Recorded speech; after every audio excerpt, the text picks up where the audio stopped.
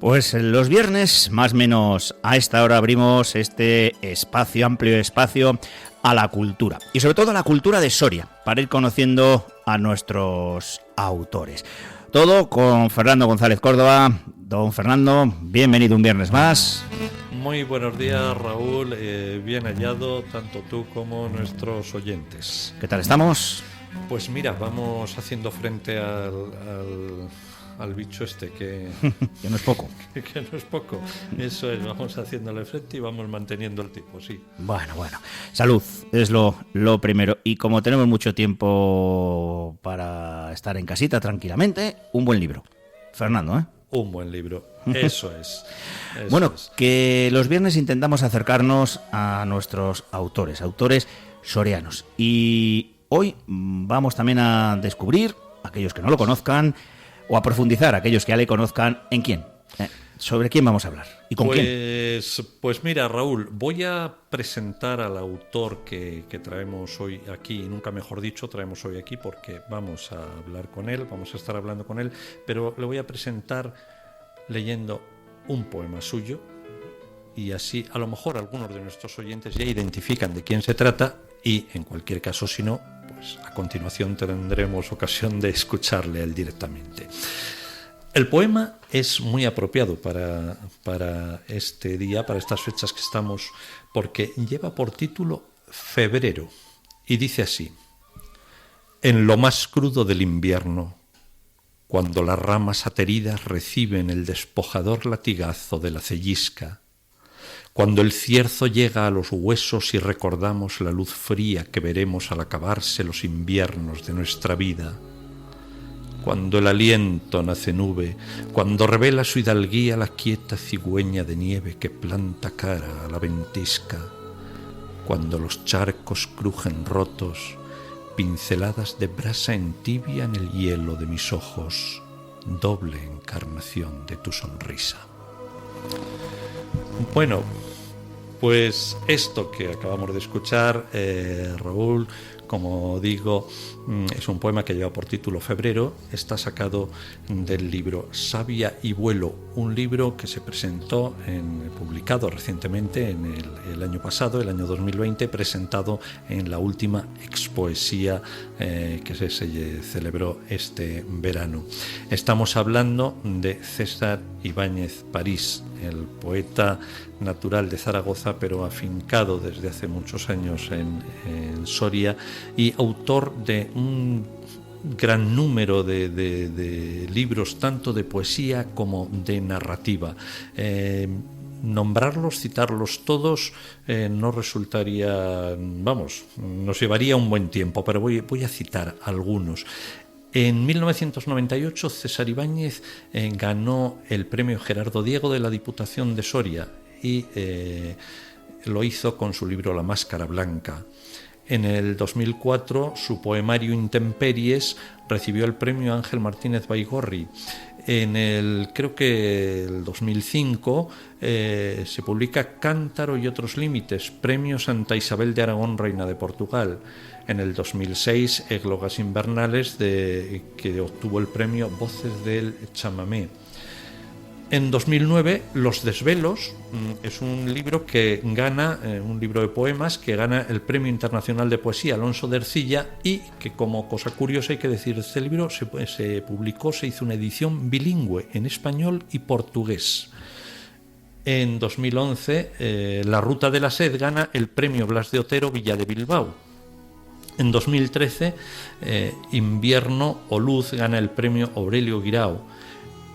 En 2020, como digo, el poema que acabo de leer lo he sacado del libro publicado en 2020, Savia y vuelo.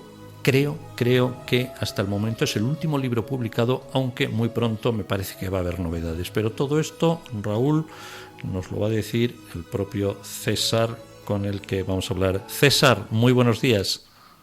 Hola, ¿qué tal, Fernando? Muy bien. Estupendamente. Confiamos desde aquí en que tú también te encuentres bien. Sí, de momento nos libramos del bicho. Estupendo. Bueno, se me olvidaba cuando he citado todo ese montón de libros que no son más que una representación de todos los que tienes, se me ha olvidado citar, por supuesto, tu narrativa, donde en el 2004 publicas Los frutos caídos, una novela de lo que ahora llaman negra y que yo creo que toda la vida se llamó aquí en España policíaca, ¿no? A secas, pero bueno. Sí. En 2007, La cueva de los 10 acertijos, que gana el premio Avelino Hernández, si no me equivoco, en su primera convocatoria, ¿no es así? Sí, así es, sí. Uh-huh. En el 16 publicas Donde viven los muertos y en el 17 un libro de cuentos, Los árboles de Petia. ¿Correcto? Bien, sí, pues César, yo quería, bueno, pues que nos hables un poco, lógicamente, de tu poesía y de tu narrativa, ¿no? Y mira, yo hace unos días leía en el suplemento cultural del diario ABC, el escritor peruano Alonso Cueto decía lo siguiente, estas palabras que te leo: nunca dejo de leer poesía, es de donde vienen todos los géneros. César, ¿compartes esta afirmación del poeta peruano, del escritor peruano?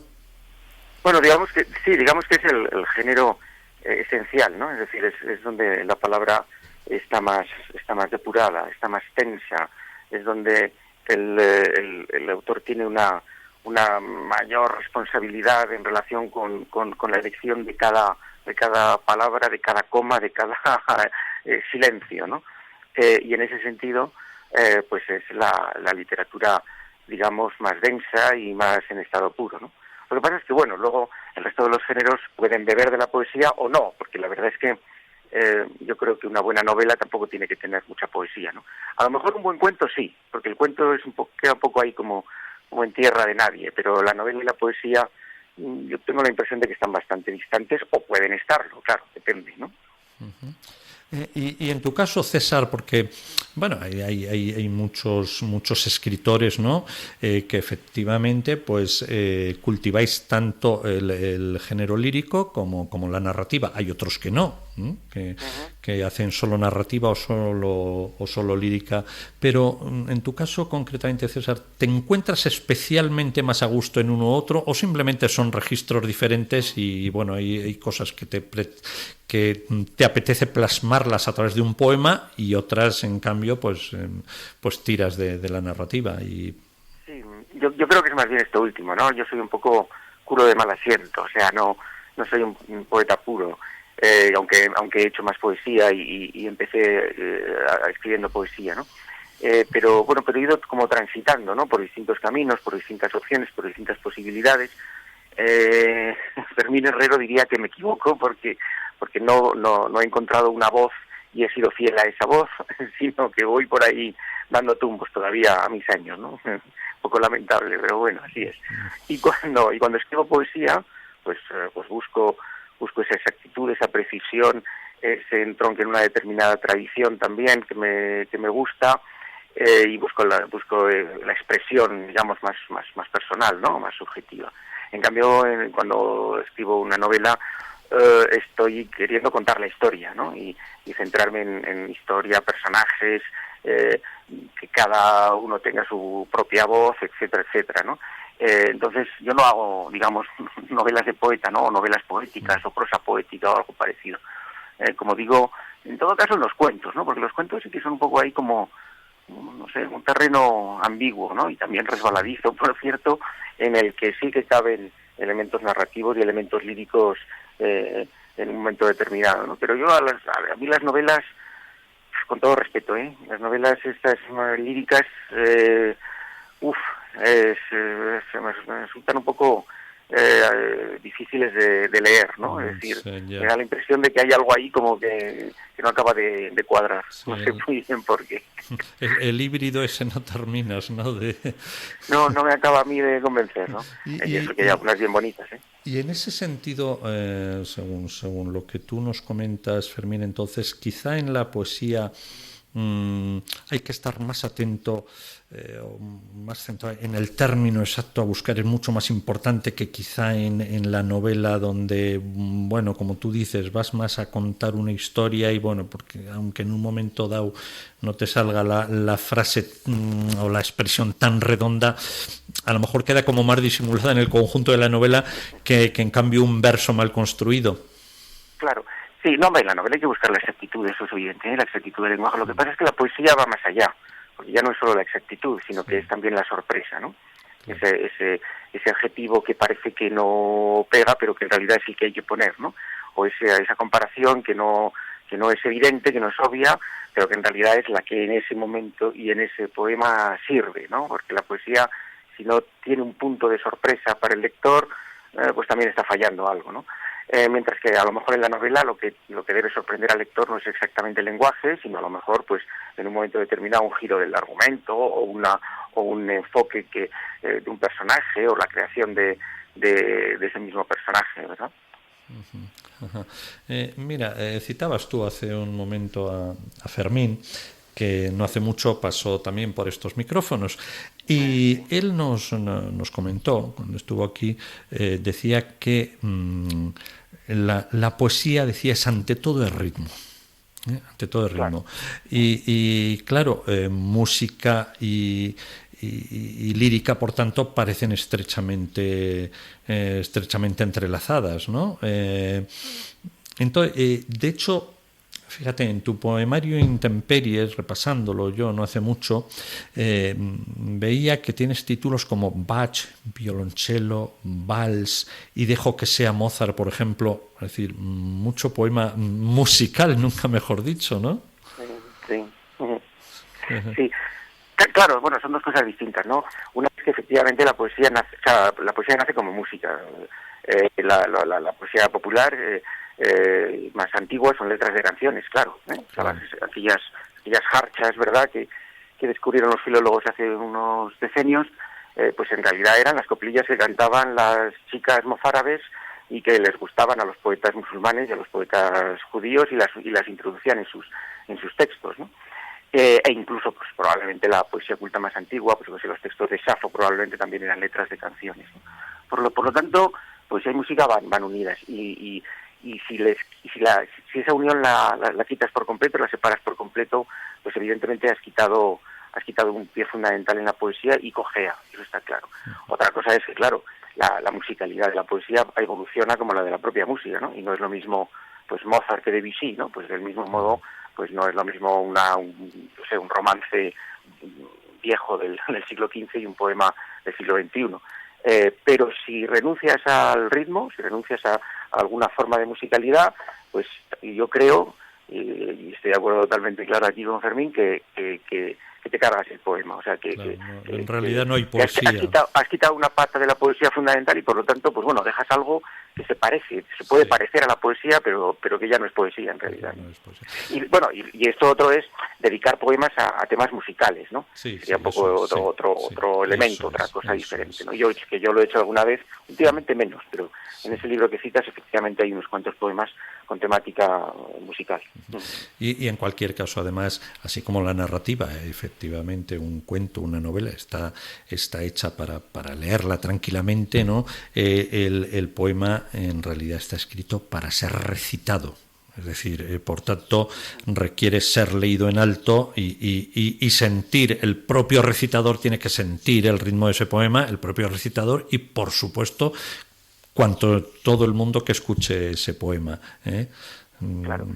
Pero es que incluso si lees tú para ti mismo un poema, te lo estás recitando interiormente, aunque no lo leas en voz alta. O sea, de todas formas, en ese sentido tendría que ser lo mismo. Sí, pero Antonio Colinas dice que la poesía no solo debe ser leída, sino que tiene que ser dicha, ¿no? O sea, sí, está claro también. Yo creo que yo desde luego lo hago así, César.